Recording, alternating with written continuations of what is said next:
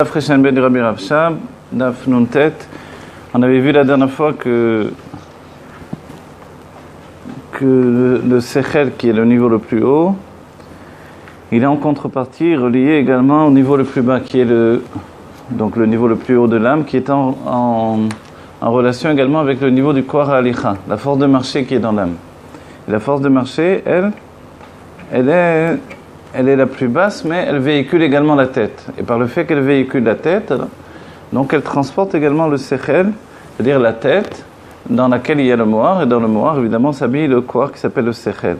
Et d'une autre manière, on a vu que la force de l'intellect s'habille également jusque dans le Koar Halicha, mais dans le Koar Tnoa, dans la gestuelle, et même dans la marche, etc. Voilà. Et il nous dit qu'en fait, donc, il y a une ma'ala, il y a une grandeur particulière, une élévation particulière, également dans les pieds qui nous permettent finalement de transporter la tête. Et de ce fait-là, donc, de véhiculer le Mohar également, l'intellect. Voilà. Maintenant, il nous dit, Mekol Makom. Non, on va prendre directement après le point, je crois qu'on avait fini. Donc là. Voilà, ça on a fait, est-ce qu'on a fait déjà ou... Non, pas encore. Ah, ok.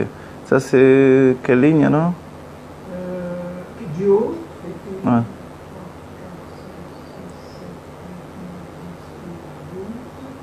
La 13e, vers la fin, après le mois. La 13e À partir de Vélinek. D'accord. 4, 5, 6, 7.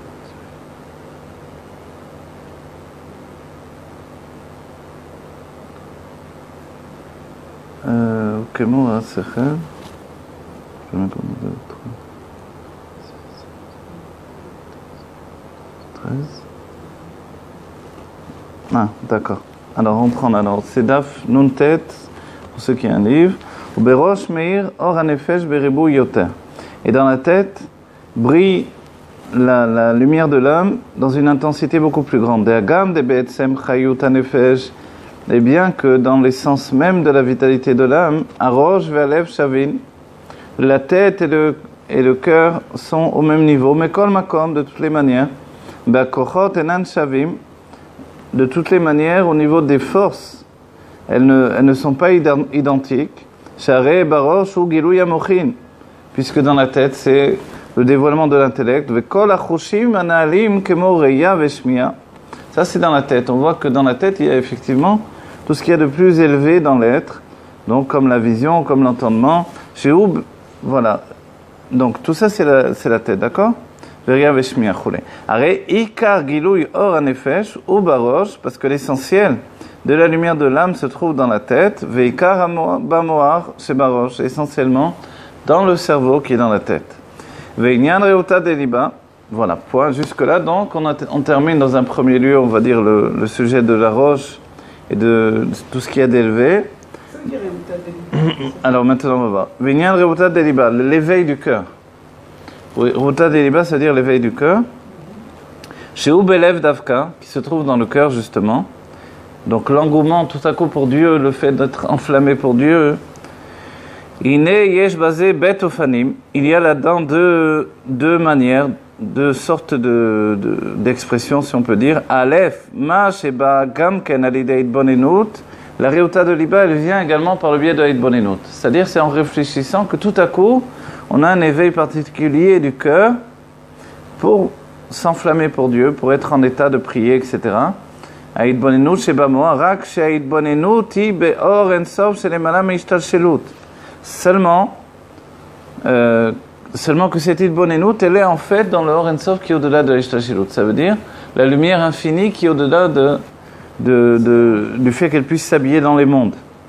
Voilà. Quand on dit ce niveau-là, évidemment, on pense tout de suite au Keter. Au Mekol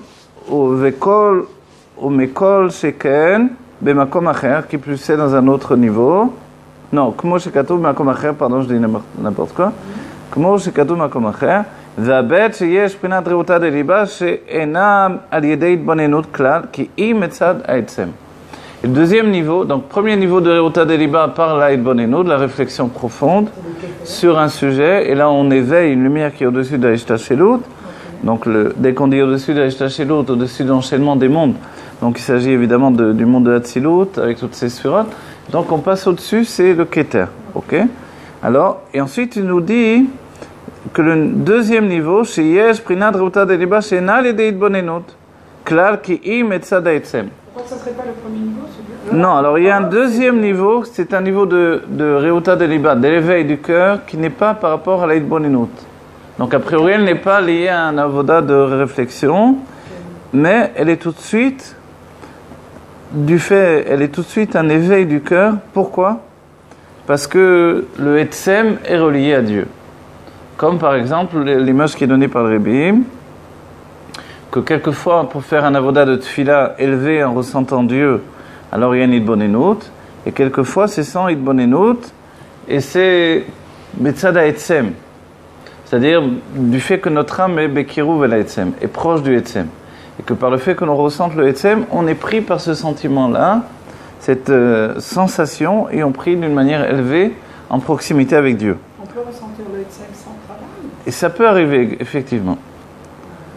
Areze nekuda atzmit sheba nefesh, et ça c'est un point essentiel de l'âme, c'est les malam egeder kochot, qui est au-dessus d'un niveau de force. Donc ça veut dire aussi qu'on ne peut pas non plus l'entraîner puisqu'il est au-delà de Shei nechezet balev, elle se tient, elle est attachée au cœur. Ve areu lemala mikochot, כמו שכתוב במקום אחר. אך בכוחות הנפש עיקר גילוי אור הנפש הוא בראש. Mais dans les forces de l'âme. Donc on dit kochot hanefesh, tout ce qui va passer depuis l'âme vers le dévoilement par un réceptacle.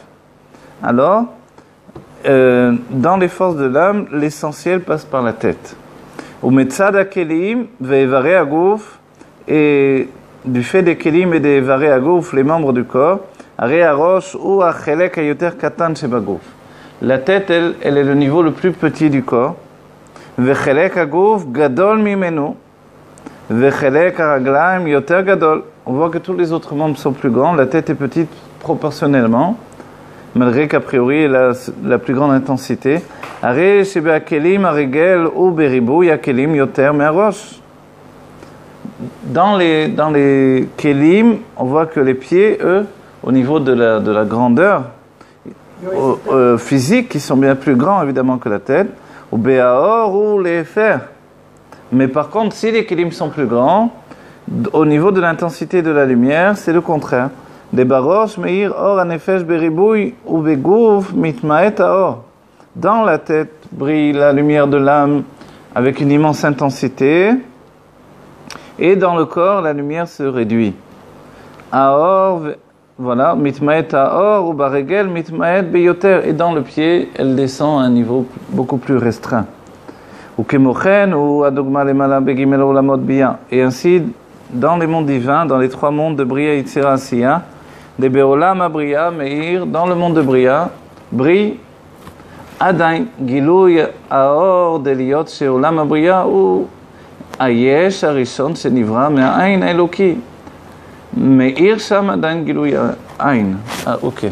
Dans le monde de Bria, brille encore l'intensité de la lumière de Hatzilut, malgré que c'est déjà le début du Yesh, c'est déjà le début de la formation de l'existence. Et malgré que c'est déjà le début de la formation de l'existence, brille dans le monde de Bria déjà cette lumière, cette intensité du monde de Hatzilut. Velachen Abria nikra Chosher, et de ce fait-là, Bria s'appelle Chosher, comme Shkatu, Yotzer Or, ou Boré Chosher. Donc Yotzer Or, on comprend que c'est dans le monde de Yitzira. Ou Boré Chosher, Boré Lachon Bria, l'étymologie de Bria, créé. Donc c'est le monde de Bria, le monde de la création. Là-bas, c'est considéré dans un niveau de Chosher, d'obscurité. Excusez-moi, Yotzer. Yotzer, ouais. Boré est plus élevé que Yotzer. Oui. Ah d'accord. Vayenu, c'est-à-dire les filles chez Bebria, Meir Gilui Or, Arezé Biprinat Chosher, Vailem Legabe les matins. Puisque dans Bria brille encore l'intensité de la lumière de Hatzilut, même si c'est un deuxième degré, alors c'est comme un niveau de Chosher, d'obscurité par rapport au niveau inférieur, qui est le niveau du monde de Yetzira. Yetzira, She'en Aor, Sham, Begilui Kolka. Et dans le monde de Yetzira, où la lumière n'est pas dans un niveau de dévoilement aussi élevé, Arezé, Beprinat Or, Begilui, Legabe les matins. C'est justement une lumière et un dévoilement par rapport au monde inférieur, c'est-à-dire le monde de Asiya. Donc Yetzira, le monde de la formation, lui, il y a une lumière qui donne l'apparition de formes, etc. et qui en même temps permet d'éliminer le monde inférieur, le monde de Asiya, le monde de l'action où nous sommes. Alors, justement, c'est perçu comme de la lumière parce que l'intensité de la lumière n'est pas trop élevée, trop effrayante, si on peut dire. Et quand c'est trop élevé, alors c'est de l'obscurité. Au Metzad, Akelim, ou les faire. Mais par contre, par rapport au réceptacle d'expression, c'est le contraire. Des Bria, Beprinat Miyut Akelim. Dans Bria, il y a très peu de Kelim. Il y a très peu de réceptacles d'expression. Yetzira, ou Ribou Yakelim. Et dans Yetzira, alors il y a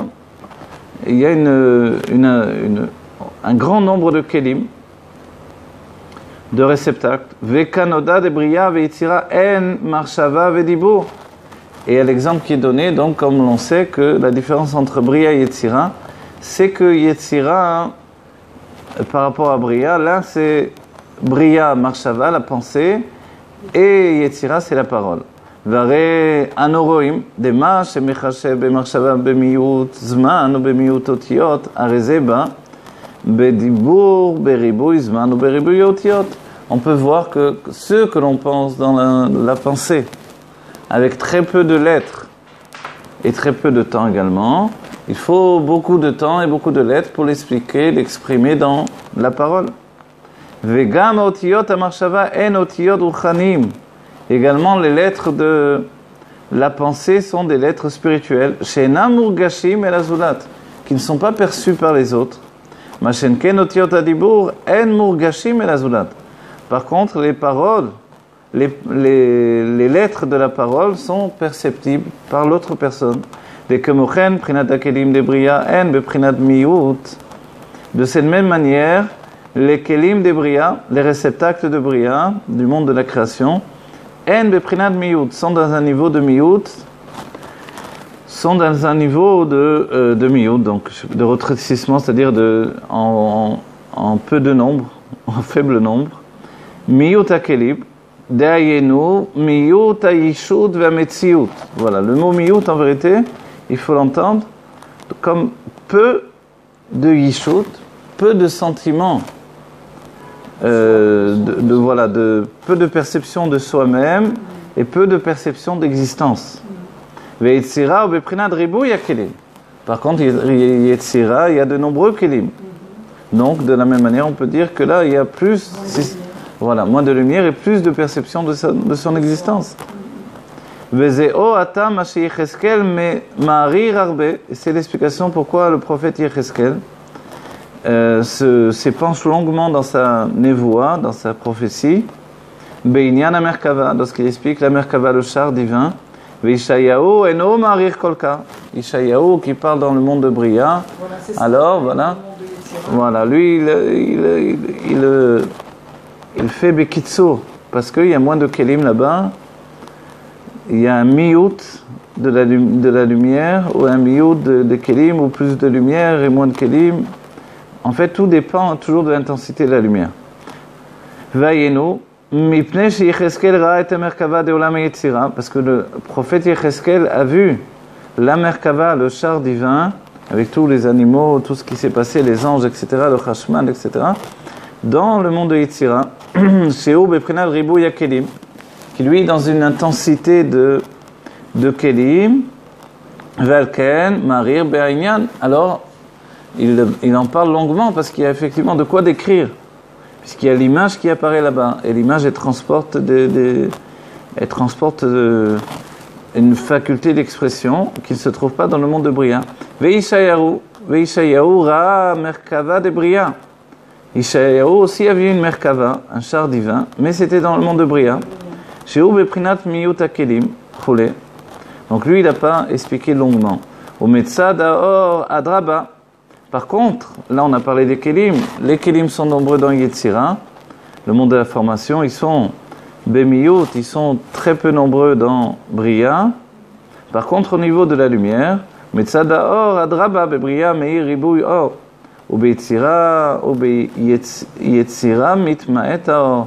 Dans le monde de Bria, brille beaucoup de lumière, et dans le monde de Yetzira, la lumière s'amenuise, elle se diminue. Be'atalia, et l'un dépend de l'autre, évidemment. Chez Kelim en beprinat miyut, chez en kelim yoter el haor. Lorsque les kelim, lorsque les réceptacles sont dans un niveau de miyut, sont dans un niveau de retrécissement, alors ils sont tout à coup des kelim yoter el haor. Ils sont plus des réceptacles pour la lumière. C'est-à-dire qu'il faut entendre le miyut, pas dans le nombre forcément, mais dans l'intensité de la présence du réceptacle. C'est-à-dire combien le réceptacle prend le dessus sur la lumière elle-même, dans son expression. Donc moins il prend le dessus, et plus la lumière va s'exprimer. C'est ce qui se passe dans le monde de Bria par rapport au monde de Yetzira. Donc, Yoter el haor meir sham ribouy haor ou beribouy kelim mitmaet haor. Et quand il y a plus de kelim, donc le kli lui-même, puisqu'on va dire, mais s'il y a 10 sphirotes, c'est le même nombre de kelim, c'est 10 aussi. On parle en fait plus de kelim également dans la personnalité du réceptacle. Quand elle est plus présente, forcément, la lumière diminue. Vechen gam klalut haolamot nechlakim le gimel madrigot klalim adam de bria de klalut ve adam de yitzira ve adam de asiya. De la même manière, les mondes en général sont partagés également dans cette définition de Adam, l'homme de Bria, l'homme de Yetzira et l'homme de Asiya. Donc, ce qui sont les trois mondes de Bria, Yetzira, Asiya. Voilà. On parle beaucoup de Bria et de Yetzira par rapport au Kelim et à l'intensité de la lumière. Alors, le monde de Asiya, c'est quoi par rapport à ça? Le monde de Asiya, c'est Ribouy Kelim ou Miyot Or. Voilà, plus de Kelim et moins de Or, évidemment. Jusqu'au monde où on est, le monde de... Tout est voilé. Voilà, dans le globe terrestre et la perception humaine, voilà. Tout est voilé, évidemment, il y a très peu de lumière. Voilà. Kitsur, kemo yesh itralkut, mala ou matam be olamot. Alors, il y a une kochavit, c'est-à-dire qu'il faut aller voir en bas. Donc, il est rapporté, oulay tsareliot, ou kemochen. Et de cette manière-là, yesh itralkut. De cette manière-là, il y a une séparation de Mala ou Mata Baolamot, de haut et de bas dans les mondes. Ou Kemo Badam Aroshi Kli Ktana, comme dans l'homme, la tête est un petit kli, un petit réceptacle. Ou Ba Gilou Yakochon Naalim Sheba Nefesh, et dans la tête, il y a un dévoilement de force élevée de l'âme. Vagouf Gadol, et le corps est élevé. Ou Bo, il est grand. Il est élevé, il est grand en fait, le corps est grand. Ubo mishkan amidot vekochot achitzonim. Et dans le corps, c'est là où s'habillent les midot, les sentiments et les forces qui sont plus superficielles. Vereuta deliba ou gamken alideit bonenut. Et l'éveil du cœur, donc, puisque le cœur se trouve dans le corps, vous pourrez penser qu'il y a un éveil du cœur directement. Il nous dit non, c'est également par la Bonenut, donc c'est par la roche que ça fonctionne également, par la tête également. O Shezeo Atzmi, ou alors c'est un niveau Atzmi. C'est-à-dire une personne qui a un éveil essentiel en lui, qui n'a pas besoin de passer par la Bonenut. Ou Baregel Mi'ut Or, ou dans le pied, alors la lumière se rétrécit effectivement, il y a peu de lumière. Ou Kemochen Beprinat Akelim, oh non, pardon, j'ai mal lu. Au kemochen bebria, shakelim enam bemetziut adain. Et de cette manière-là, dans les mondes divins, dans le monde de Bria, les kelim ne sont pas encore dans la metziut, c'est-à-dire ils n'apparaissent pas dans la notion d'existence. Le Rabbi Rayad dira efsharut hametziut, la possibilité de l'existence. Adain, meir gilu yaor. Là-bas, alors, brille l'intensité de la lumière.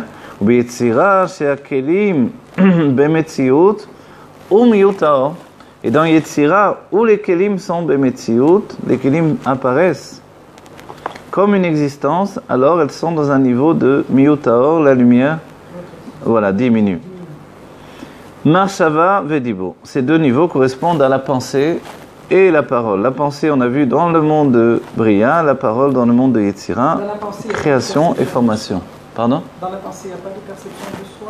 Dans la pensée telle qu'elle est naturellement, on voit qu'elle roule de par elle-même, donc elle n'est pas forcément axée sur l'expression de soi-même. Mais en vérité, oui, mais de manière plus raffinée que par rapport à la parole. C'est bien que dans la pensée, des tas de choses viennent sans qu'on puisse vraiment les dire qu'on les a appelées, on les a introduits de par nous-mêmes. Est-ce que la parole, la parole ne vient pas de la source de la pensée? C'est pas de là que vient la parole? Alors il y a la parole qui vient de la pensée. En fait, la parole vient de l'intellect plus que de la pensée.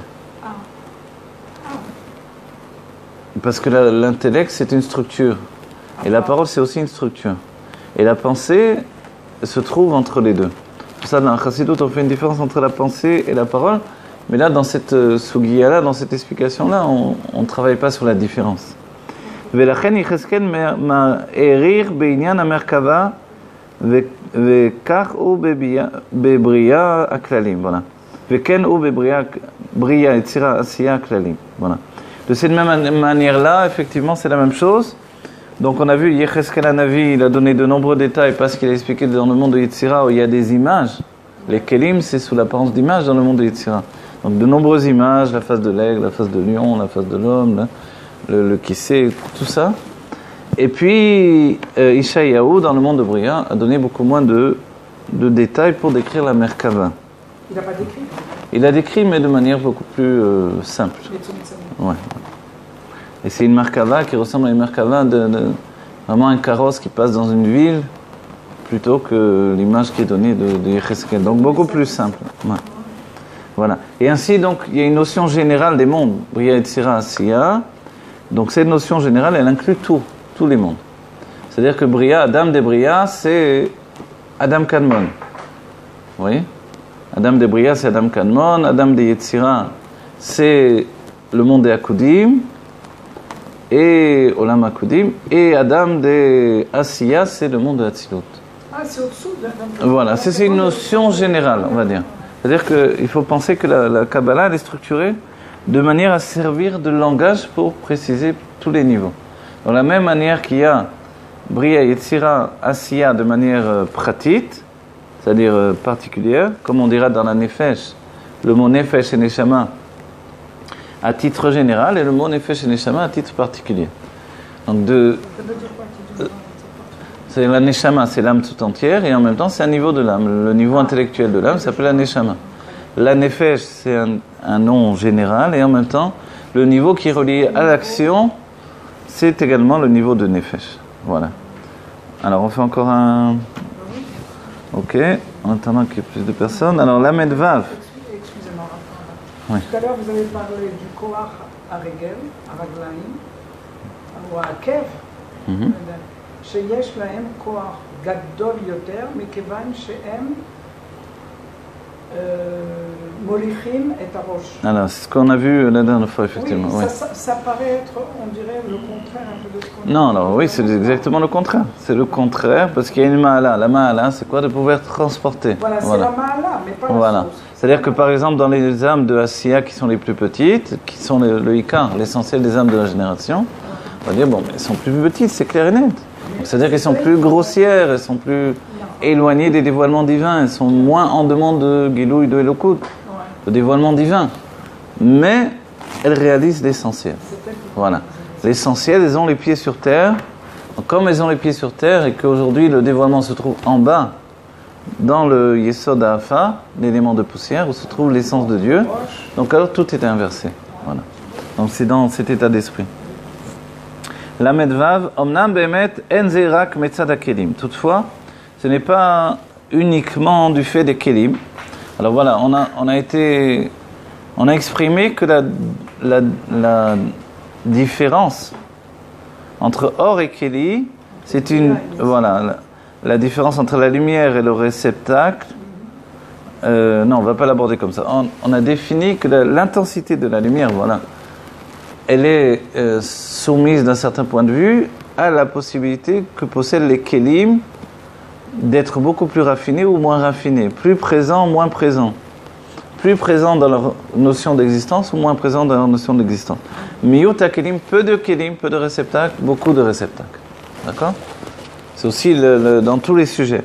Maintenant, il nous dit, mais toutefois, malgré ce que l'on a dit là, ce n'est pas uniquement par rapport aux Kélim Ki im sheyesh, ce n'est pas uniquement par rapport au réceptacle, mais également du fait qu'il y a une medida be'or, du fait que la lumière elle-même, elle a une mesure particulière, personnelle.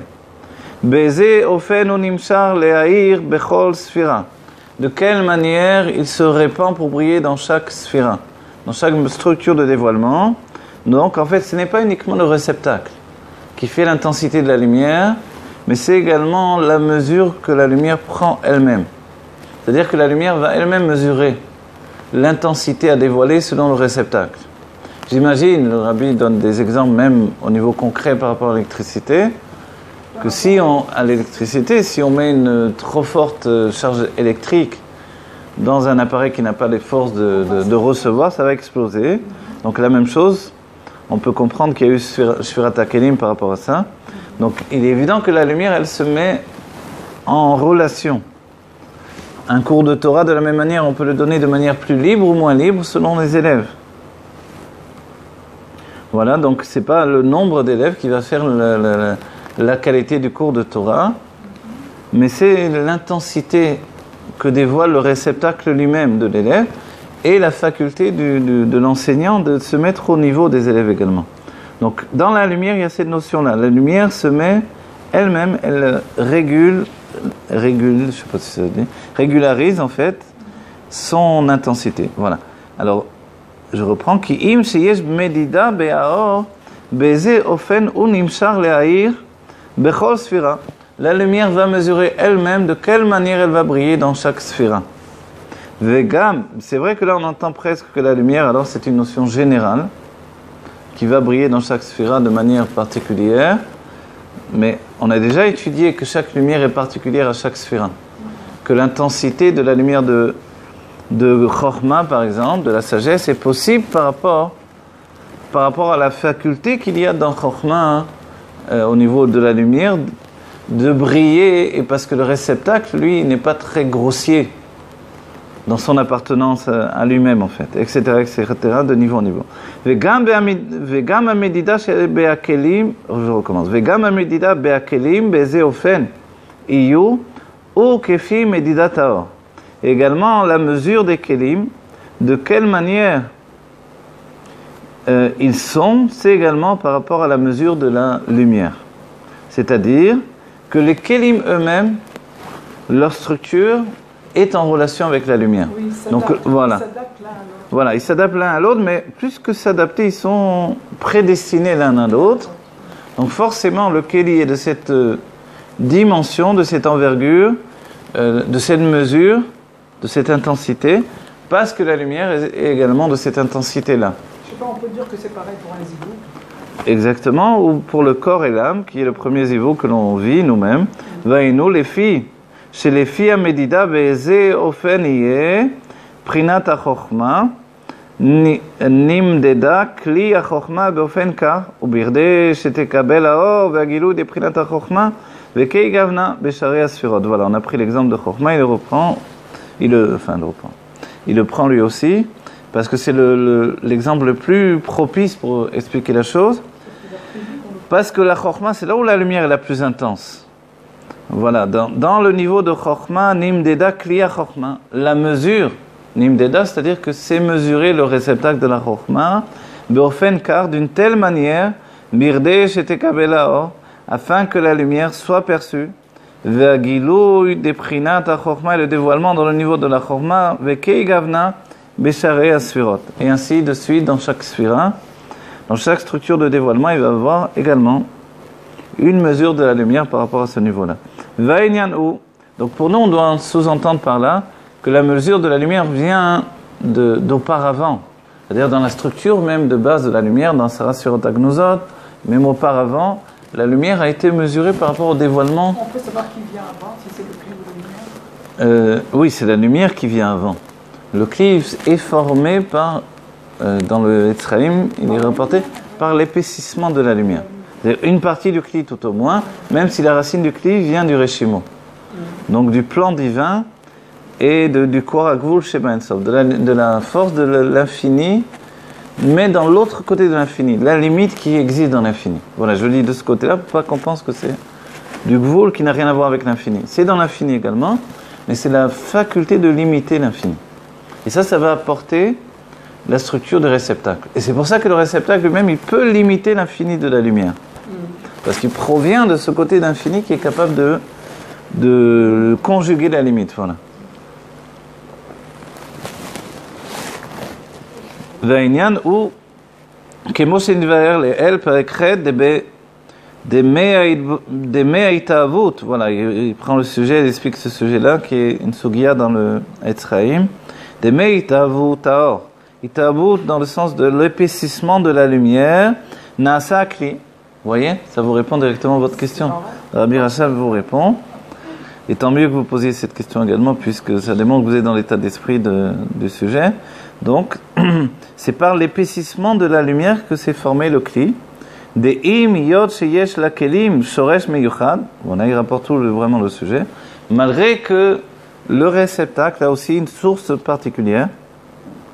Mi shoresh haorot, depuis la source des lumières. Mekol makom, de toutes les manières. Itavud bepoal de kelim ou alédé emsaout haor. De toutes les manières, la naissance bepoal, on va dire concrètement, mais c'est concret dans le sens des mondes spirituels, des réceptacles ou alédé emsaout haor. C'est toujours par le biais par l'intermédiaire de la lumière. C'est-à-dire que malgré que le réceptacle a sa propre source, qui est le Reshimo, qui est les Otiot à Reshimo, les lettres du plan divin. Finalement, c'est pour ça que le réceptacle est plus proche de l'essence que la lumière. Parce qu'il vient également de la possibilité de négation de la lumière, oui. Alors voilà, le réceptacle a sa source, mais il vient dans l'apparition par le biais de la lumière elle-même. Ve'alken nita'ava kli kefi ofen haor. Et c'est pour ça, comme il vient par l'intermédiaire de la lumière, alors la naissance du kli, du réceptacle, est venue par le biais de kefi ofen haor. C'est-à-dire qu'il apparaît par rapport à la manière de la lumière elle-même. Vayenu, ayenu, shetiye muchenet, lekabel et haor, afin que le réceptacle soit à même de recevoir la lumière. C'est pour ça, et ça c'est extraordinaire quand on y pense. Pourquoi il faut que le réceptacle prenne naissance à partir de la lumière? Parce que le réceptacle, Brouchim Habayim, moi vous parlez de lumière. vous êtes arrivé, voilà. Nous sommes 3 lumières ici, apparemment. Voilà. Il y a peu de réceptacles et beaucoup de lumière. Exactement. Donc, en fait, ce qui est extraordinaire, donc, voilà, ce qu'on voyait d'extraordinaire, parce qu'on fait vraiment une étude dans le texte encore plus approfondie, c'est que l'apparition même du réceptacle passe par l'influence de la lumière. C'est-à-dire pour nous aussi, dans notre âme, le corps apparaît par l'influence de la lumière. Et c'est pourquoi, de manière à ce qu'il soit conjugué. C'est-à-dire que si la lumière ne s'était pas investie dans l'apparition du réceptacle, il n'y aurait pas la même fusion qui allait exister ensuite. Vous comprenez cette idée? Il n'y aurait pas la même fusion qui aurait existé ensuite. Ah, oui. C'est-à-dire le but, c'est de faire fusionner la lumière et le réceptacle. Et afin que la lumière et le réceptacle fusionnent, donc je rapporte la même chose avec notre corps pour qu'on l'intègre également pour nous, afin que le corps et l'âme fusionnent, le corps vient également de l'âme. Et c'est pour ça que dans le corps de la mère, dans le ventre de la mère, la formation de l'embryon vient de l'influence de l'âme qui vient de manière successive. On pourrait dire, mais pourquoi il y a besoin de l'âme dans tout ça? Que le corps se fasse indépendamment de l'âme, et ensuite l'âme va se rajouter. Mais on voit que non, en fait, à chaque degré d'intensité du dévoilement du kli qui se fait du réceptacle, donc de l'embryon qui grandit de plus en plus, l'âme s'investit de plus en plus. Et ça, c'est extraordinaire. Donc, de la même manière, dans la source divine, c'est comme ça que doit se faire la chose. Même si le corps a une source qui lui appartient, voilà, exactement. Malgré ce, Dieu a voulu que l'âme participe à la naissance du corps, comme dans les mondes divins, même si le réceptacle a une source qui lui appartient, voilà. Dieu a voulu que la lumière participe à la naissance du réceptacle. Pourquoi? Pour qu'ensuite la fusion soit entière. Comprenez cette idée-là? Ça veut dire que c'est le principe aussi de la tchouva. C'est le principe de la tchouva. Expliquez-moi, pardon, pour l'instant je ne comprends pas. Dites-moi. Non, par rapport à Oui, la mesure que l'on fait tchouva et que l'on évolue dans la tchouva, qu'on passe de la tata à la ilaha, Oui. La lumière, elle pénètre de plus en plus. Donc. Exactement, oui, c'est vrai. D'accord. La lumière pénètre de plus en plus. Vous voyez, il y a une notion, souvent je dis dans les cours. La tchouva, quand on fait tchouva, on est une forme d'embryon, puisqu'on vient de. Exactement, oui. En fait. Ouais. Donc la lumière, on évolue avec la lumière. Exactement. L'Admor Amsaï dit un guerre et un Baal Tchouva, c'est la même chose. Il dit au niveau structure divine, c'est exactement la même chose. C'est une renaissance absolue. Vous voyez? C'est une renaissance, on va dire, mais il y a quand même une difficulté de compréhension, puisque l'un et l'autre, s'ils n'ont pas une âme juive, ça ne va pas marcher. D'accord? Même le guerre, on dit, il ne s'appelle pas Goy, mais guerre parce qu'il a une âme juive, sinon ça ne marcherait pas l'histoire. Alors, qui plus est, un juif qui est né juif, il a déjà une âme juive. Alors pourquoi on peut dire, on peut comparer? Parce que justement, l'un et l'autre ont tout ce qu'il faut. Alors on va dire là pourquoi? Pourquoi il n'est pas juif?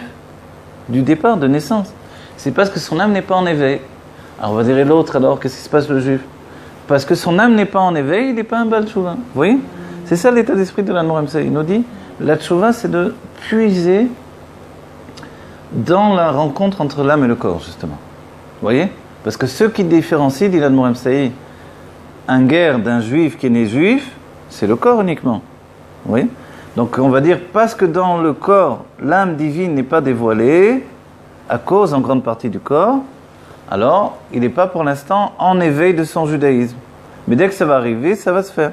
On va dire, mais est-ce qu'on peut comparer ça à un juif de naissance?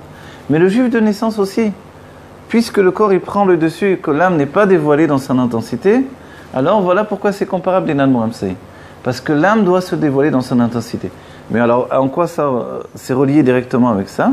C'est qu'en fait, l'un et l'autre sont reliés directement.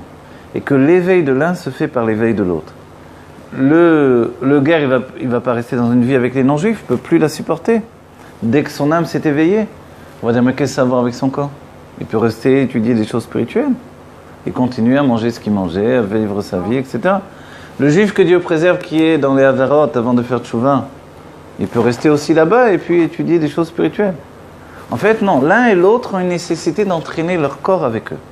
Et c'est pour ça que dans la Chassidoute, on apprend que Rabbi Akiva, pourquoi il voulait à tout prix mourir comme il est mort? Pour entraîner son corps avec lui dans l'élévation de son âme. Vous voyez? Donc il y a un lien qui doit être profond, dans un tel degré que c'est vraiment une fusion entre le corps et l'âme. Et c'est pour ça qu'aujourd'hui, on va dire, mais non, on ne veut pas arriver au stade de Rabbi Akiva, on a dépassé ça. C'est même anormal qu'il y ait encore des juifs qui meurent, etc. Alors que c'est plus l'esprit du judaïsme d'aujourd'hui. C'est vrai que certains n'ont pas encore compris, alors il faut diffuser encore. Mais la réalité, c'est que l'on doit atteindre ce niveau-là par la joie et par le bonheur de vivre au quotidien. L'intensité de notre vie, c'est une intensité où la joie va prendre le dessus au quotidien pour entraîner le corps. Et la joie, on précise, la joie du corps, dit l'Admor Amsaï, on conclut avec l'Admor Amsaï, qui nous dit que la joie du corps est plus élevée que la joie de l'âme. Pourquoi? Parce que c'est dans le dévoilement concrètement. Vous voyez? Quelqu'un peut penser, oui, moi j'ai une âme en bonne santé, oui, mais ton corps c'est une catastrophe, il faut que tu fasses du sport, il faut que tu bouges, il faut que tu maigrisses, je sais pas, te laisse pas aller. Mais en fait, on voit qu'il a besoin concrètement. Le Rambam dit c'est de l'avodat Hashem également. Tu peux pas dire ton âme, elle est divine, super spirituelle, mais mon corps, il est à l'abandon. Non, tu dois essayer de faire fusionner les deux, trouver un équilibre. D'accord? Julie, excusez-moi, Vous en prie. Oui, oui. Là, vous avez dit tout à l'heure que l'âme dans le ventre de la maman, c'est elle qui va donner naissance au corps. Après, c'est le corps. Après, l'âme deviendra le dévoilement du corps. Parce que le corps sera l'essence. Alors voilà, exactement. Alors l'âme, c'est quoi son rôle après? En fait, l'âme a été, dans le début, il ne faut pas oublier une chose importante. L'âme n'existe que pour le corps. Israël, à l'Aube et Marshava, le peuple juif s'est élevé dans la pensée de Dieu, mais le plan divin, ce n'est pas l'apparition de l'âme divine. Parce qu'alors, dans ce cas-là, il ne se passerait rien. Rien ne se serait passé. Cette réalité que l'on ressent, qui s'appelle le Da'at Artan, la conscience inférieure de l'existence, elle ne serait pas présente dans notre vie. Donc on serait des âmes spirituelles, même si on aurait un réceptacle divin comme des anges. Alors c'est quoi le plan divin? Le plan divin, c'est que le corps apparaisse. Et que ce corps soit tellement lié à l'essence de Dieu qu'il devient un écran totalement imperméable pour le dévoilement de l'âme. On sait que l'on a une âme puisque on ne pourrait pas parler, réfléchir, grandir, avoir des humeurs, des états d'âme, comme on dit. Même ceux qui nient l'idée d'âme et que, la dernière fois j'ai un petit peu parlé de ça, les scientifiques qui découvrent que les âmes ne sont pas perdues et n'ont pas disparu, mais ils ne veulent pas appeler âme, alors ils disent conscience. Les consciences restent dans l'espace, etc. Ok. Tu dis conscience, mais on dit bien le terme état d'âme, tout le monde l'utilise. Même les scientifiques. Donc cet état d'âme décrit le fait que l'on a une âme en nous. Et cette âme que l'on a en nous, en fait, c'est une âme divine, mais cette âme divine, elle n'existe que pour le corps divin. Ah, c'est votre eau peut-être. Non. Non, c'est pour ne pas ouvrir une autre bouteille s'il y en a une. Allez-y. Donc si on a perdu le poisson en cours de route, mais on a noyé le poisson. Là, vous allez passer devant la caméra, attention. Non, je dis pas vous. Si vous voulez être en direct, allez-y. Si on comprend bien ce que l'on dit ici, sous-entendu que le corps, c'est la base de tout. Et c'est la finalité de tout. Tout commence avec le corps et tout termine avec le corps. Comment se fait-il que Rambam, pour le lui, Rambam, oui. la Géoula, c'est Meprinat Neshamot Velogu? Alors, parce que c'était une conception qu'il avait, une possibilité qu'il avait dans son état d'esprit. Mais c'est vrai que, personnellement, ça c'est un état d'esprit personnel ou une réflexion personnelle, je me suis dit qu'un homme qui a eu une vie comme il a eu lui, avec le fait d'avoir fui l'Espagne, le fait d'avoir passé d'un endroit à l'autre, il fallait fuir, il y avait des pogroms, il a vécu, il travaillait du matin au soir également en tant que médecin. C'est pas qu'il étudiait toute la journée. Quand on parle des kolélim aujourd'hui, c'est les vacances. Avant, ça n'existait pas les kolélim. Donc les sages, nos grands sages travaillaient. Et il travaillait, donc quand est-ce qu'il étudiait, quand est-ce qu'il travaillait? Il travaillait à son œuvre à lui, la Torah. Quand est-ce qu'il a écrit tous ses livres? La nuit. Donc il prenait sur son sommeil pour pouvoir écrire. Maintenant, un homme qui vit comme ça, alors qu'il aspire à être tout le temps dans la Torah, et que l'essentiel de sa journée se passe dans un travail, alors évidemment, il se dit, mais quand est-ce qu'on va quitter le carcan du corps pour accéder à la libération? Si on était dans une âme, alors on pourrait enfin se donner totalement et quitter qui plus est, quand vous êtes médecin, vous voyez que des gens malades. Ouais. Vous voyez? Les pogroms et les fuites, on dit la vie dans un corps, c'est une souffrance. C'est comme ça qu'il a vécu la vie. Il a perdu son frère, il en a souffert énormément. Au départ, c'est son frère qui travaillait pour lui et qui le laissait étudier. Après, son frère est parti et puis il a grandi le fait d'être médecin encore plus. Et tout ça, c'était... Et au début, il avait même du mal à se faire payer en tant que médecin. C'est sa femme qui a poussé les gens à payer. Donc on voit que la vie des Juifs, elle peut être considérée comme une vie difficile au niveau du corps. Effectivement. Alors que la vie des non-Juifs, elle peut être une vie facile. Chez ça, tout va bien. Ok? Mais l'idée finale, c'est l'idée d'aujourd'hui. C'est-à-dire qu'aujourd'hui, on se rend compte qu'au niveau du corps, on peut être heureux également. Donc pour nous, c'est facile de dire, on comprend bien que tout est dans le corps, que le bonheur, que la Géoula, c'est dans le corps. Mais imaginez que vous êtes à l'époque du Rambam, imaginez que vous êtes dans son état d'esprit à lui, dans sa vie à lui. Vous vous dites, quand est-ce que je vais enfin avoir la paix pour pouvoir me donner à Dieu? Quand est-ce que je vais arrêter de voir des morts autour de moi, que je vais voir des maladies, des ci, des là? Forcément, vous avez une ambition personnelle.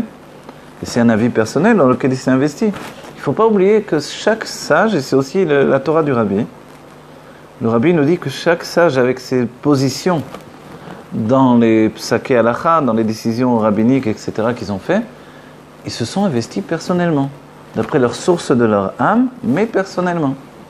Vous voyez? Rabbi Akiva nous donne un enseignement, parce que lui est lié à ça. Vous voyez, Rabbi Akiva nous donne l'enseignement Ve'afta l'eracha kamocha, donc c'est un passouk de la Torah, mais il nous dit que ça c'est l'essentiel de toute la Torah. il nous dit, mais est-ce que vraiment chez lui, il y a eu cette notion-là? On voit que tous ces 24 000 élèves n'ont pas été avec un Avat Israël suffisant pour se permettre de vivre ensemble.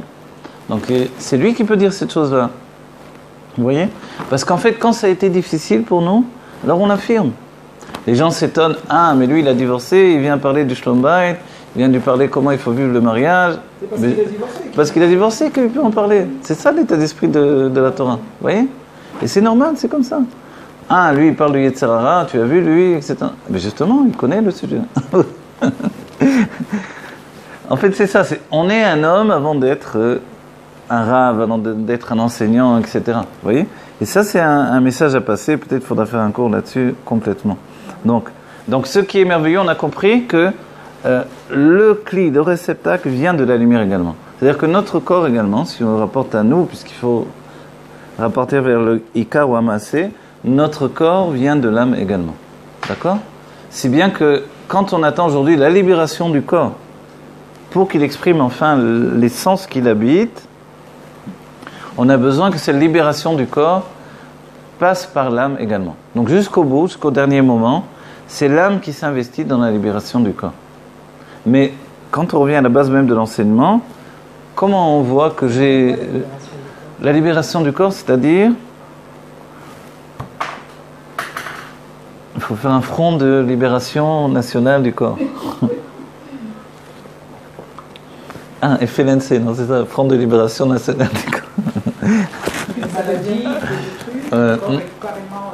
Non, c'est-à-dire que le corps, on dit que c'est le coffret dans lequel se trouve l'essence de Dieu. Dans la Géoula, tout le monde... Voilà, l'autre avis, l'avis du Rambam, c'était que c'est dans l'âme qu'on va trouver le bonheur de la Géoula. Le Ramban, Rabbi Moshe ben Nachman, est venu et a dit non. C'est vrai qu'il était Mekoubal de manière déclarée, que sa Kabbalah ressemble même à celle du Harizal. Et le Ramban, lui, nous dit, les deux viennent d'Espagne, il nous dit que non. L'essentiel, c'est la Neshama dans le corps. Mais pourquoi en réalité? Parce que d'après la Kabbalah, d'après le Zohar, et ensuite d'après la Chassidoute, qui nous donne de le comprendre bien plus encore, on comprend que le corps, non seulement c'était la pensée de Dieu pour la création du monde, mais c'est lui le vêtement sur l'essence de Dieu. Parce que le corps est fait de la poussière, d'accord? Il est dit clairement dans le Passo que le corps a été créé par de la poussière et les mains de Dieu, c'est-à-dire les sentiments divins, ok? Puisque Dieu n'a pas de mains, que son expression est comparable à des sentiments. Donc si le corps est fait avec des sentiments divins, c'est-à-dire qu'il a ses propres sentiments. C'est ça qui est extraordinaire. Parce que quand on dit que le corps est fait par les mains de Dieu, c'est-à-dire que le corps a ses propres sentiments qui sont divins. Alors que l'âme, ensuite, Dieu va insuffler l'âme dans le corps. Vous voyez ce qui est extraordinaire? C'est-à-dire que le corps a ses propres états d'âme, entre guillemets, en dehors de l'âme elle-même. Mais jusqu'à présent, c'est pas tellement dévoilé, si ce n'est qu'on ressent quand même une itnagdout dans notre corps. Une opposition dans notre corps par rapport au choix de l'âme. Par exemple, l'âme se dit, il faut se lever de bonne heure parce que je dois aller faire ça, je dois aller prier, je dois aller étudier. Le corps, il n'a pas du tout envie. Comment ça se fait qu'il n'a pas envie puisqu'il est un réceptacle de l'âme? Il devrait sauter ce tata. On nous dit, mais parce qu'il y a l'âme animale également. Oui, mais l'âme animale, elle est justement l'intermédiaire entre le corps et l'âme. Et comme elle est tellement attachée au corps, elle véhicule les émotions du corps. Quelles émotions, en fait? D'où viennent les émotions du corps? Pourquoi le corps aurait des émotions? Parce que justement, Dieu a fait le corps avec ses mains, avec ses émotions. Donc il a introduit dans le corps des émotions divines. Les mains, c'est des émotions? Oui, les mains, ce sont les sentiments. Vous voyez, les trois mains, c'est Chesed, Gvura, Tiferet. Les trois mains, hein? Oui, oui. C'est une troisième main, c'est le buste. Ah oui, d'accord. Abraham, Yitzhak et Yaakov. Oui. Donc en fait, ces notions-là, ça vient nous dire que le corps a sa propre entité. Cette entité, elle est très peu dévoilée pendant tout le temps, on va dire, du règne de l'âme. Et le règne de l'âme, en fait, c'est le règne du devenir. L'âme est toujours en devenir, elle est toujours en perfectionnement, en tchouva, en élévation, remise en question. Mais le corps, lui, il n'a pas tellement de remise en question. Puisque les émotions, ce sont des émotions naturelles. Donc, puisqu'il provient, en fait, des émotions qui, elles, proviennent du monde du Tohu, il a en lui un sentiment de shvira. Et c'est vrai que dans son expression particulière, souvent il nous donne ce sentiment de fatigue, ce sentiment d'abandon, ce désir de vivre intensément, qui n'est pas forcément le désir de l'âme. Donc il a son propre état d'être personnel. Et ça, en fait, c'est le seul moyen que l'on a de ressentir le corps aujourd'hui. Mais quand on nous dit qu'il est le vêtement sur l'essence de Dieu, sous-entendu que là-dessous, il y a encore quelque chose de plus infini, plus merveilleux, plus essentiel, qui est la présence de Dieu lui-même. Comprenez ? Donc ça veut dire que Dieu, qui est tout, dans son intimité, se trouve dans notre corps. Il ne se trouve pas dans notre âme. Et nous avons travaillé vers l'âme pendant des siècles, vers le dévoilement de l'âme, même au moment du dévoilement du Tanya, puisque le Tanya nous a dit, tu dois choisir entre l'essentiel et le superficiel. L'essentiel, c'est l'âme, le superficiel, c'est le corps. Aujourd'hui, on comprend que le corps, dans son côté de « je suis fatigué, je veux rien faire, j'ai pas les forces », évidemment, c'est ça le superficiel. Mais le côté spirituel du corps, c'est-à-dire le choix se fait sur le corps lui-même aujourd'hui. Il doit être l'essentiel. Donc je dois amener mon corps à réaliser l'intensité de son énergie vitale, l'intensité de son être, dévoiler ce qu'il est réellement dans tous ses aspects. Je le fais comment? En me dépassant chaque fois? En me dépassant chaque fois, effectivement. Mais je ne dois pas le briser outre mesure, puisque de toutes les manières, il impose quand même une certaine loi personnelle. C'est pour ça que tout à coup, j'ai mal aux jambes, j'ai mal aux pieds, j'ai mal là, j'ai mal au cou, j'ai mal au... Comment ça se fait? Parce que le corps lui-même, il investit de sa propre volonté de nous dire, de nous passer le message. Et le message est, je veux du plaisir, je veux du bien-être. Tu ne peux pas vivre uniquement dans l'aïd-kafia, c'est-à-dire dans la privation. Tu ne peux pas vivre uniquement dans l'abstraction de la part de l'être humain qui est en toi.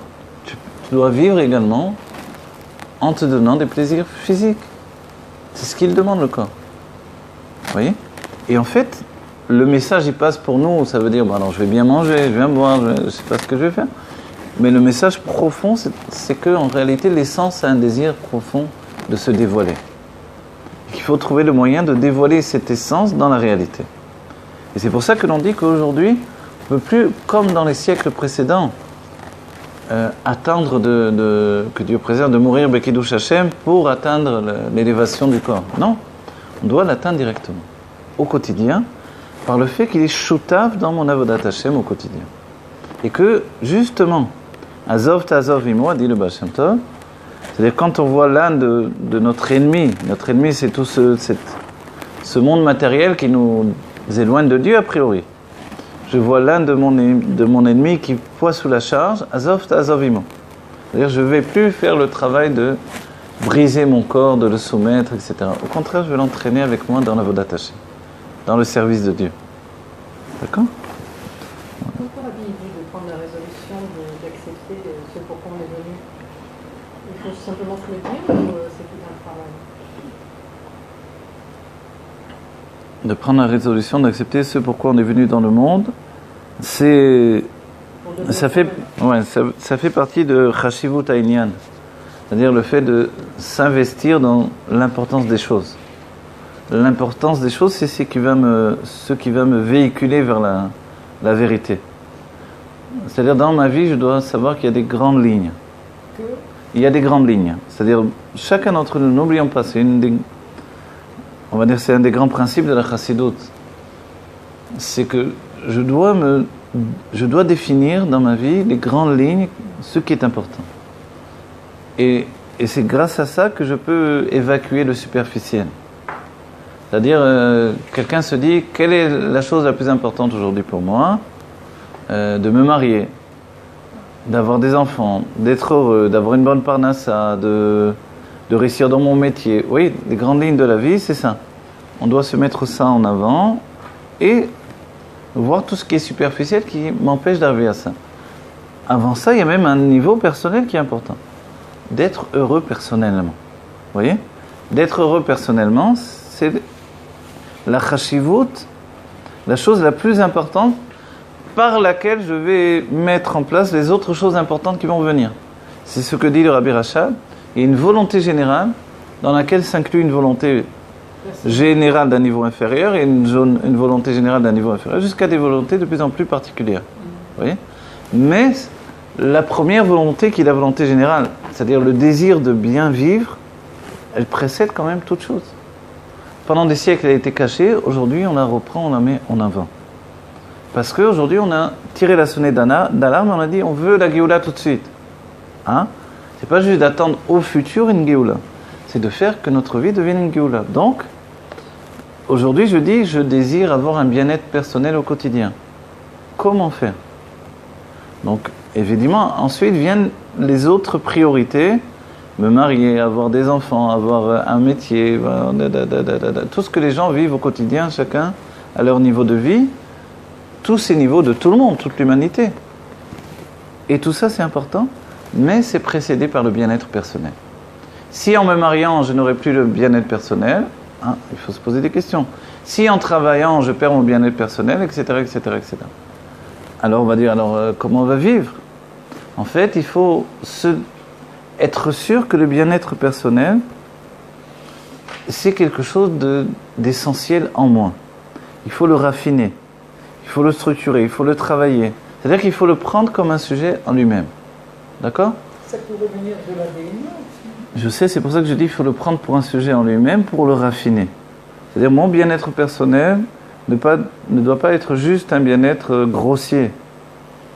Par exemple, dans la nourriture, je peux manger des choses qui sont nocives pour moi et je crois que c'est mon bien-être personnel. Parce que sur l'instant, ça me fait plaisir. Mais tu vois bien que mon corps n'en tire pas une vitalité.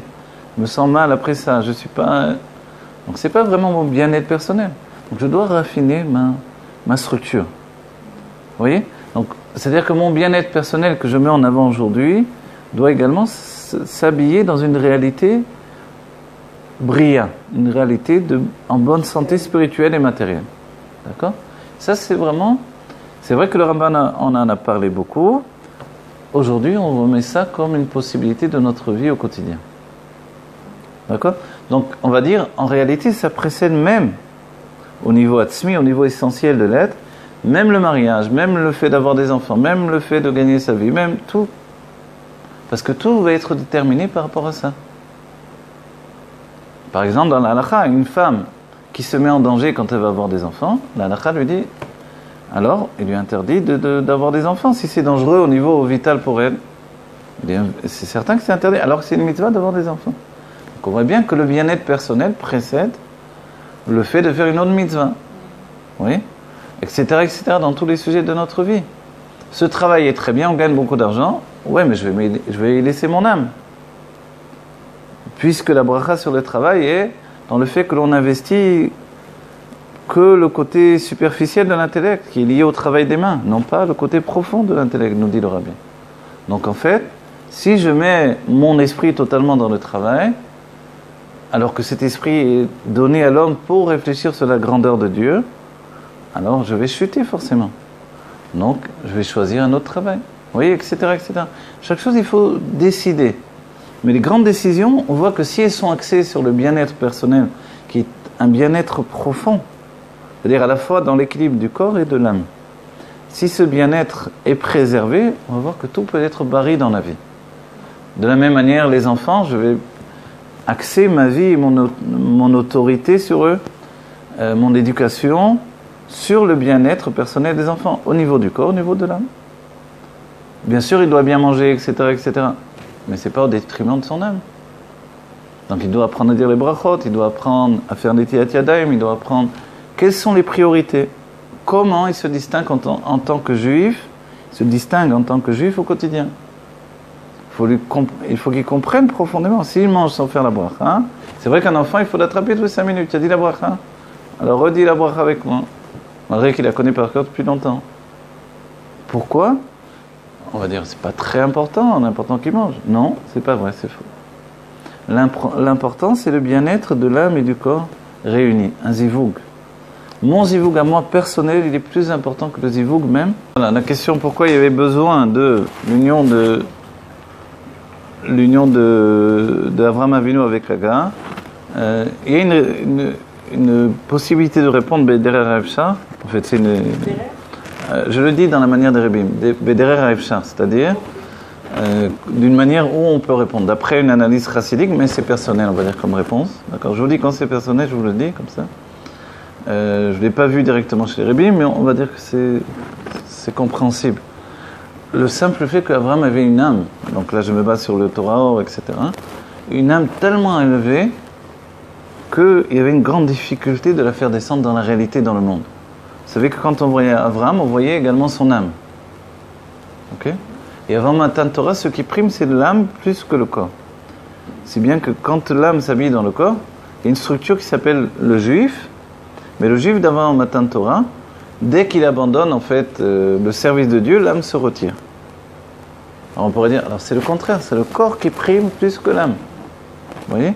En fait, donc c'est très, très compliqué d'aborder la structure d'avant Matan Torah. Parce qu'il y a la présence du corps qui est très puissante et la présence de l'âme qui est très puissante également. Et la rencontre des deux, ça apporte vraiment une sorte de taux. Mais quelle est la puissance du corps de Agar ? Alors voilà. En étant Agar. Voilà. Ici, quand on parle d'Avraham Avinu avec une âme qui est la base de tout le dévoilement de Elokut qui va se faire également au sein des Goïm, des non-juifs. Donc la divinité va se faire au sein des non-juifs et que depuis la Brit Mila, toutes les grandes âmes vont passer par lui, c'est-à-dire par Avraham Avinu. Il s'appelle Avamon Goïm. Donc en fait, on voit bien si effectivement les deux autres religions qui se sont rajoutées au judaïsme viennent de Avraham Avinu, c'est parce qu'il est la base du dévoilement divin, on va dire divin en tant que Dieu unique dans cette réalité du corps. Donc en fait, ça aussi, il faut le réaliser physiquement. À travers le mariage avec Agar. Pas le mariage, le mariage, si vous voulez, c'est... Oui. Non, il y a un mariage quand même. De toute façon, le mariage chez nous, il veut dire le zivouk, si vous voulez.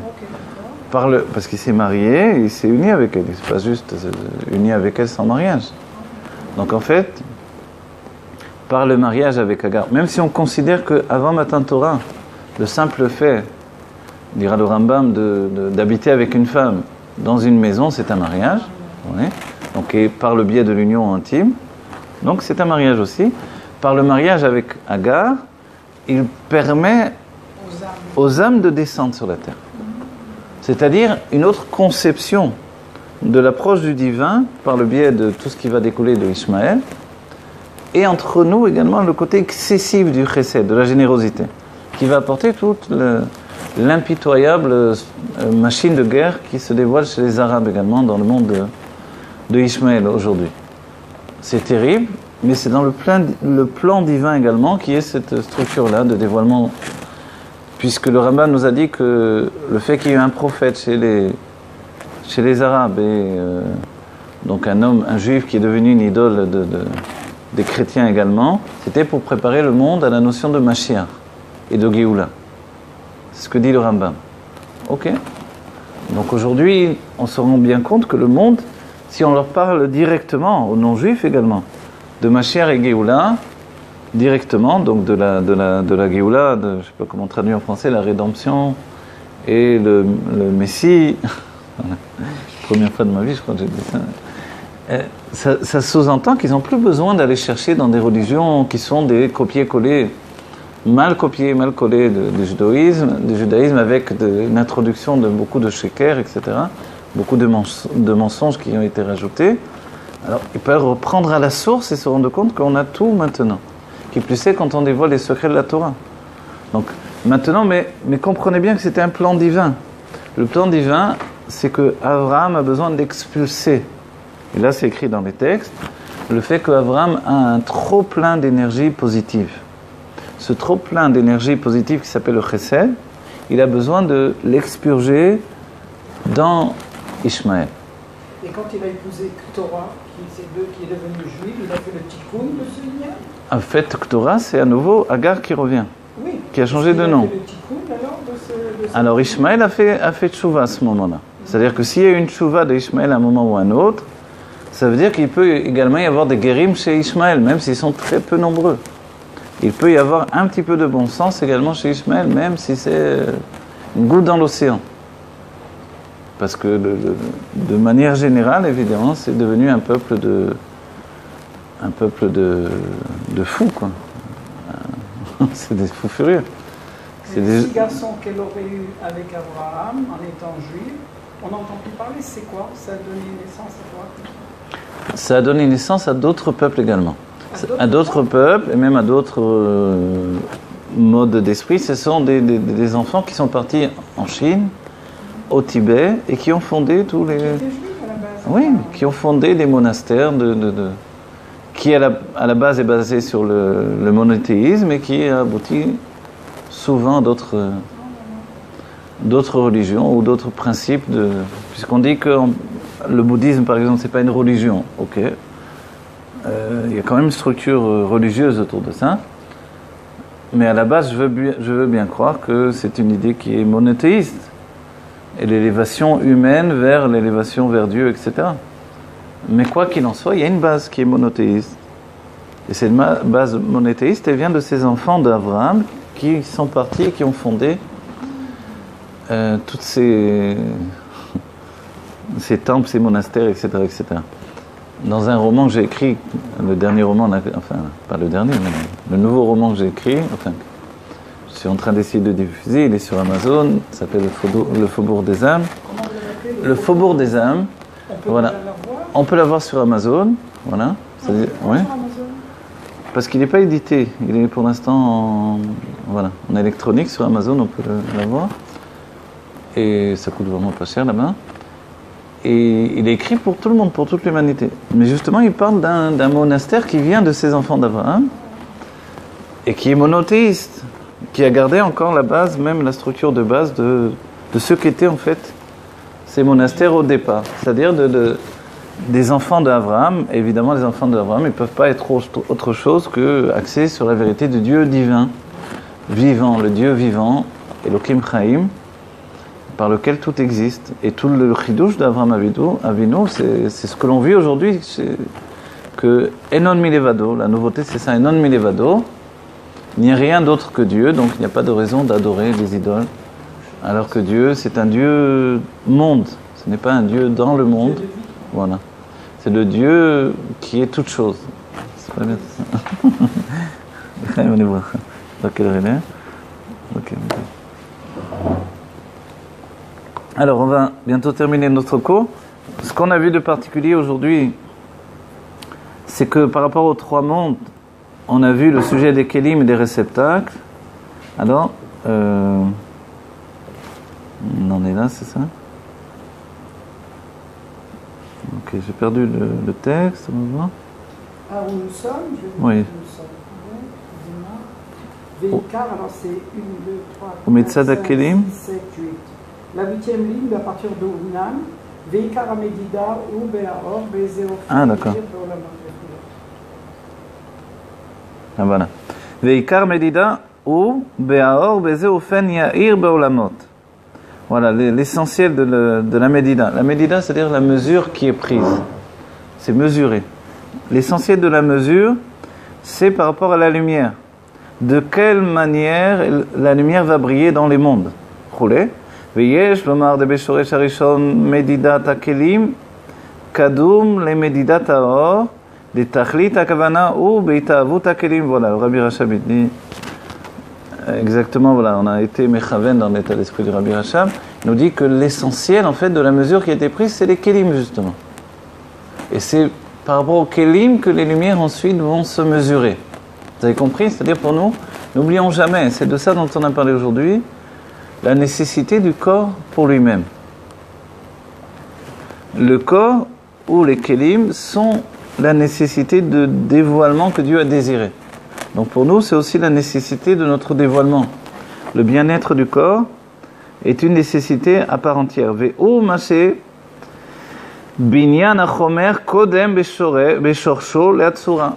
Et c'est pour ça que, là, il nous dit une chose extraordinaire, que la structure même de la matière, elle précède la structure de la forme. C'est-à-dire que pour nous également, en tant qu'un être humain avec un corps physique, l'embryon, il est d'abord une matière, laquelle va devenir ensuite une forme. D'accord? Dans les mondes divins, on aura compris, la matière, elle apparaît dans le monde de Bria. Le chomer, c'est la matière. Ouais. Le chomer, dans le terme même, c'est la matière. Mais quand on dit koharma, c'est comme si on disait la force du chomer, la force du matériau, d'après le Sefer Yetzirah. Donc en fait la force du matériau, ou le début du matériau, même si c'est, n'oubliez pas, ça s'appelle un chomer gelem, un matériau originel. C'est-à-dire que le fait que mon corps a cette image que nous possédons aujourd'hui, c'est par rapport vraiment avec... Il est en train de dévoiler ce qui s'est passé dans mon âme. Non seulement depuis ma naissance dans ce monde d'aujourd'hui, mais également avec toutes les vies précédentes. Vous comprenez? Parce qu'on se plaint quelquefois de dire pourquoi j'ai cette tête-là, pourquoi j'ai ce nez-là, pourquoi j'ai ce nez-là. Vous voyez? En fait, tu as cette tête, ce nez, ces bras, ces jambes, c'est tout, dans les moindres détails, par rapport au commencement de ta vie aujourd'hui et par rapport aux vies précédentes qui ont précédé. C'est-à-dire que tu es une finalité. Le corps exprime tout ça. C'est-à-dire que la première fois qu'on est arrivé dans le monde, on n'avait pas cette tête-là. Je veux dire dans le bon sens. On avait un visage magnifié. Un visage qui était beaucoup plus proche de la lumière. Et petit à petit, le corps s'est façonné par rapport aux expériences de l'âme dans la réalité. À chaque fois, on revient avec un corps en transformation par rapport aux expériences de l'âme dans nos gilgulim, dans nos vies successives. Vous comprenez? Donc ce qu'on va finir par dévoiler, ça va être la forme essentielle de notre âme dans notre corps. Exactement, ou plus encore la forme essentielle de notre corps de par lui-même. C'est-à-dire tel que Dieu l'a désiré au début. On va retrouver la structure de base de notre corps, c'est-à-dire le dévoilement originel de notre corps avec sa beauté infinie qui est proche de la beauté de Adam Arishon, et on va le dépasser, puisque le but c'est de dévoiler l'essence, et on va arriver à un niveau qui va dépasser même la beauté de Adam Arishon. C'est extraordinaire. Et c'est pour ça que dans les mondes divins, ce sont les réceptacles qui appellent d'une certaine manière la lumière. Vous voyez, c'est extraordinaire, même pour nous. C'est-à-dire que le corps appelle, il appelle pas dans le sens viens, il le conduit vers lui. Le corps conduit vers lui la lumière. Velo kemo akelim le matin, sherak mekablim adavar she'aniten betocham, aval lemala akelim mamshichim et haor. Non pas comme les kelim ici-bas, les réceptacles dans le monde ici matériel. Quand on a des réceptacles dans le monde matériel, a priori, ce que l'on met à l'intérieur, alors c'est ce qu'il y a. Vous voyez, je reprends dans le texte. Velo kemo akelim le matin, sherak mekablim adavar aniten betocham. Vous voyez, quand on parle de réceptacles dans le monde, voilà, j'ai un verre, le verre, il n'est pas en train d'appeler l'eau, donnez-moi de l'eau, donnez-moi de l'eau. Il n'a pas tiré l'eau de la bouteille toute seule, non. C'est moi qui ai mis de l'eau. Donc je mets du sable, c'est la même chose. Il n'a pas d'appel. Donc le clé, ici dans ce monde, on découvre même par là que c'est un monde dénaturé. Un monde qui voit la réalité. Donc le clé, au clé matériel que l'on a créé nous-mêmes, il est déconnecté de la base du clé spirituel. Le clé spirituel n'est pas séparé de la lumière. Donc il appelle la lumière. Et c'est lui qui est prédestiné à la lumière. Comme on dit, la femme appelle l'homme. Elle est mamshir, elle appelle l'homme vers elle, sans qu'elle ait besoin d'une certaine manière de le chercher non plus. La mitzvah de chercher la femme, c'est l'homme qui l'a. Bien sûr, ça ne veut pas dire qu'elle ne doit pas faire de shidduchim, etc. Parce que sinon, il a beau la chercher, il ne va jamais la trouver. Mais on comprend que c'est un appel qui vient de la réalité de son être. C'est ça être un cli, un réceptacle. De la même manière, la Torah du Rabbi vient vers nous, la Torah des sages, la lumière de Dieu vient vers nous par le biais de notre structure. On est un cli pour ça. Et plus je suis un réceptacle pour assimiler la lumière divine, et plus elle rentre dedans de moi. Et l'idée même de Chodesh Elul, c'est ça, c'est que on affirme que l'on est un réceptacle pour appeler la lumière divine qui s'investit au-dedans de moi. On le désire, on l'affirme, on le concrétise. effectivement, elle vient en moi. Et quand il y a la fusion du corps, quand le corps se dévoile l'essence, Oui. c'est quoi les kilim qui sont dans le monde? Ça va devenir comment? Quand il va avoir le dévoilement de l'essence, il n'y aura plus un kli nifrad de la Elokut. Il n'y aura plus un réceptacle qui sera comme égaré de sa source divine. Chaque chose sera du divin. Donc forcément, tout sera un dévoilement divin. Dans deux parties. Le réceptacle sera un dévoilement divin. Et la lumière, forcément, aura un désir profond de s'habiller dans ce réceptacle. Et on verra la chose distinctement. C'est-à-dire, ce qu'on verra, c'est pas le cli, mais c'est plus la lumière. On verra les deux, puisque Dieu a désiré qu'il y ait le Olam Tarton, qui ne disparaît pas. Dieu a désiré qu'il y ait cette conscience inférieure de l'existence du monde. Donc c'est un projet divin. Donc c'est pas parce qu'il y a la Géoula que c'est annulé. Donc on l'a étudié dans la Nbet ou dans les Mamarim du Rabbi. Mais le but c'est de dévoiler la Elokut. Alors comment ça fonctionne les deux l'un avec l'autre? C'est toujours la même question. Comment on peut voir Dieu alors qu'il est toute chose? En fait on voit Dieu comme une structure de dévoilement intégrée dans notre perception. Plus que ça en fait. La structure de dévoilement c'est une sphira, c'est ce que l'on peut appréhender aujourd'hui. On voit Dieu comme la source du dévoilement, de l'essence. Et nous sommes ce réceptacle-là.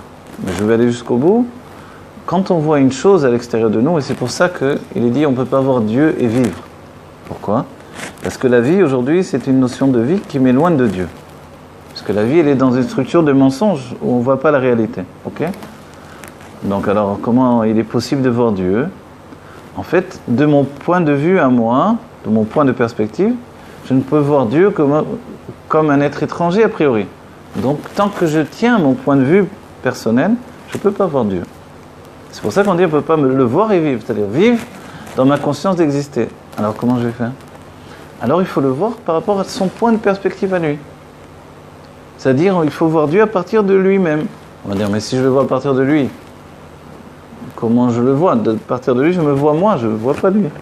C'est pour ça qu'on a dit que le Rabbi a dit, la Chassidut, c'est comment Dieu voit l'homme. C'est ça le commencement de la vision de Dieu. On voit Dieu, comment lui nous voit. À partir du moment où on a vu comment lui nous voit, il faut remonter la vision et retrouver la source de la vision. L'être qui regarde. Et c'est un peu complexe, mais j'espère que vous comprenez. On doit voir Dieu à partir de la faculté de voir l'être qui regarde les choses. C'est comme si on dit, il y a une flèche, on va aller de l'autre côté de la flèche. Pourquoi? Parce que la flèche, elle vient bien de quelque part. Vous voyez, une flèche qu'on a tirée avec un arc, on ne va pas aller dans le sens de la flèche, on va remonter vers celui qui a tiré la flèche. Donc ici, puisqu'on ne peut voir Dieu que de la manière dont lui nous voit, donc je continue à exister, mais je vois Dieu, du coup, je le vois à travers lui-même. Je ne sais pas si vous comprenez, c'est assez complexe. C'est à partir de là que je peux parler comme ça, hein. Sinon autrement ce serait impossible. Donc cette notion-là de voir Dieu à partir de lui-même, c'est comme le dirait tout le temps Elie-Sheva, on est Dieu dans ce cas-là. Évidemment on est Dieu dans ce cas-là. On est Dieu qui nous regarde, c'est comme ça que l'on voit Dieu. C'est pour ça que ça se conjugue, on dit on allait au Beth Amikdash pour voir Dieu et pour être vu par Dieu. Et souvent la question c'était, qu'est-ce qui est le plus important? La même chose quand on va chez le Rabbi, ou chez le Baal Shem Tov, pour le voir, mais pour que lui nous voit. Et les deux se conjuguent à un certain moment. Le voir pour moi ça a été l'essentiel, mais que lui me voit, c'est également essentiel. En fait, toute la faculté que dévoile le Rabbi, c'est que je me vois à partir de sa vision. Et vous qui êtes passé devant le Rabbi, qui était en Yichidut devant le Rabbi, qui avait reçu des dollars, vous savez ce que je dis.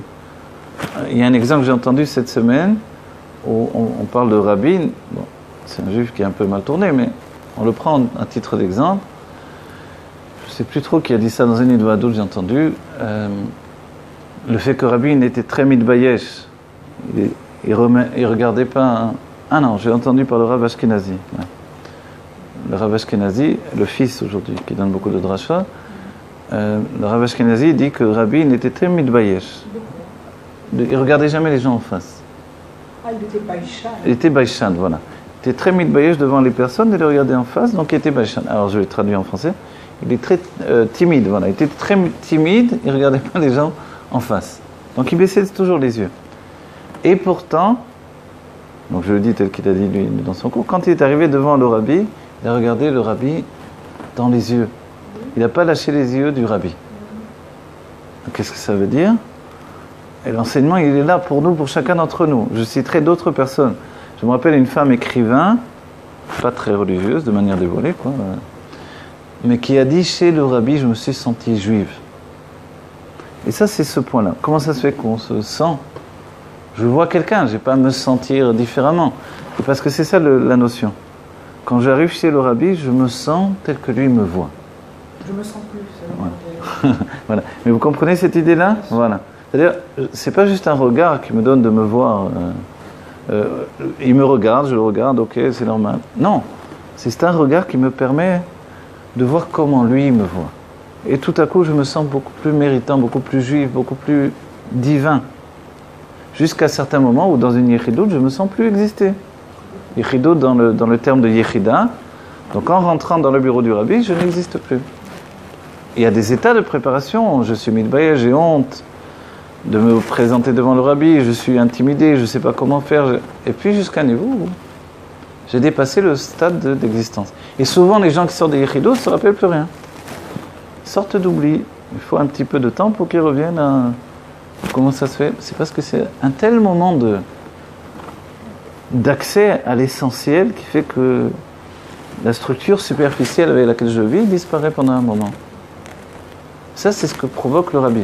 Donc, ce que provoque Dieu, c'est du même ordre d'esprit, évidemment, puisque le rabbi est le dévoilement de ce que nous allons vivre dans la Géoula.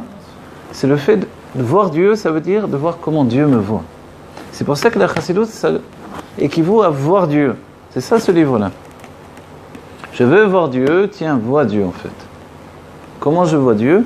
Par le fait de le voir par rapport à son regard à lui. Je vois Dieu, donc en fait, je me vois moi tout à coup. Mais qui est-ce que je suis quand je me vois? Je suis Dieu. Et pourtant, je n'ai pas disparu en tant que moi-même. C'est ça qui est extraordinaire. Vous comprenez? Cette conjugaison, c'est ce que nous allons vivre au quotidien.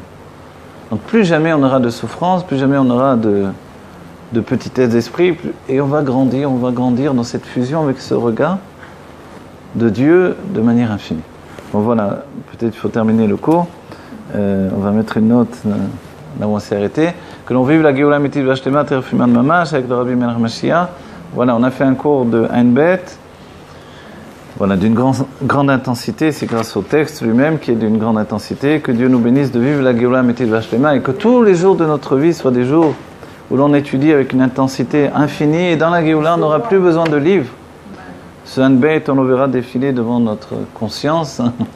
On étudiera avec le Rabbi Rachab, avec tous les Rebbiim. On pourrait aller dire, moi j'ai envie d'étudier le Ein Bet avec l'Admor Emsei. D'accord. Et le Rabbi Rachab, évidemment. on sera. Oui, on sera, non, mais je veux dire, on aura cette notion de choix également à l'infini. Il y aura cette notion? Oui, bien sûr que oui. Ah oui. Le Harizal avait le choix quand il montait dans les mondes divins. Ça veut dire les niveaux différents. Les niveaux différents. Pour mon âme, j'aurai toujours une élévation constante, etc. L'âme va toujours être en apprentissage. Voilà, c'est ça, c'est qu'il y aura en même temps le dévoilement de l'âme et en même temps le dévoilement absolu du corps. Voilà. C'est ça qui fait que la Géoula n'est pas un niveau statique. C'est qu'il va avoir effectivement une sorte de découverte au niveau de l'âme infinie. Ah, sans arrêt, on va découvrir des choses nouvelles et nouvelles et nouvelles. Ah, c'est merveilleux, c'est beau. Oh là là. Vous voyez? C'est pour ça qu'on nous dit, tout ce que tu étudies, tu vas enfin le voir. De dire qu'il n'y a plus rien et tout est là, c'est sûr que c'est de l'absurdité.